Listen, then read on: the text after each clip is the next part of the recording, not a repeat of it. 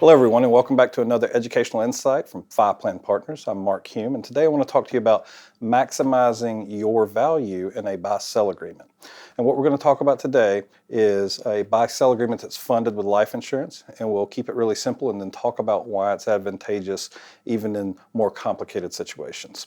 So in my opinion, and my recommendation to most folks when we have the capacity to fund a buy-sell agreement with life insurance is to use a cross-purchase agreement in companies that are formed under LLCs here in Alabama and a number of other different organizations as well. A cross-purchase agreement is defined as partner one and partner two, each owning the life insurance policies on each other. The alternative to that would be an entity purchase agreement where the business owns the policy for each business partner. So why is the cross-purchase agreement more valuable to the business partners involved in this situation than an entity purchase? The reason is pretty simple, and it has to do with a step up in tax basis should the buy-sell agreement be triggered. So let's assume that partner one passes away unexpectedly. We've triggered the buy-sell agreement, and because partner two owns the policy on partner one, then he gets the half step up in basis. And so if the business was worth $500,000 when they started it, and it's now worth $2 million.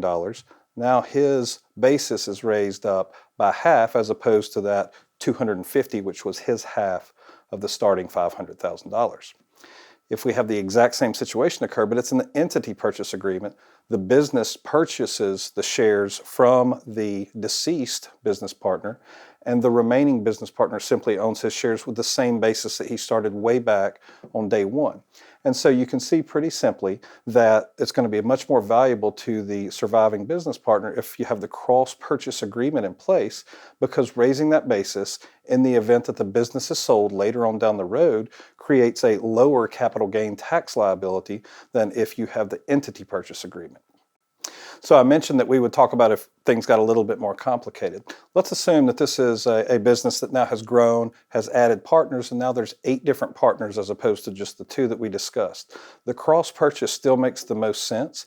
It's just a little bit more work on the front end for the life insurance agent, because instead of writing the 8 different policies and the 8 different applications, you now have to write a cross-purchase on every single partner. And that's complicated, and the life insurance agent is simply compensated on a percentage of the cost of the life insurance policy and not how much work they actually have to do.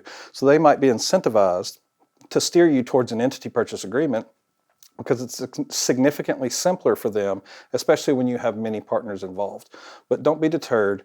Do what's best for you. You want to have the capacity to raise your basis should you have to deal with the premature death of a business partner, and that can only benefit you and your family for a long period of time down the road. So to conclude this particular topic on business planning, cross-purchase agreement is almost always significantly more favorable than an entity purchase agreement because it brings more value to you and your family in terms of that step up in basis looking ahead to a potential liquidation or sale of the business. Lots of fun business planning ideas that we discuss around here, so if you want to discuss this particular topic or any others, give us a call. We'd love to sit down and have the conversation.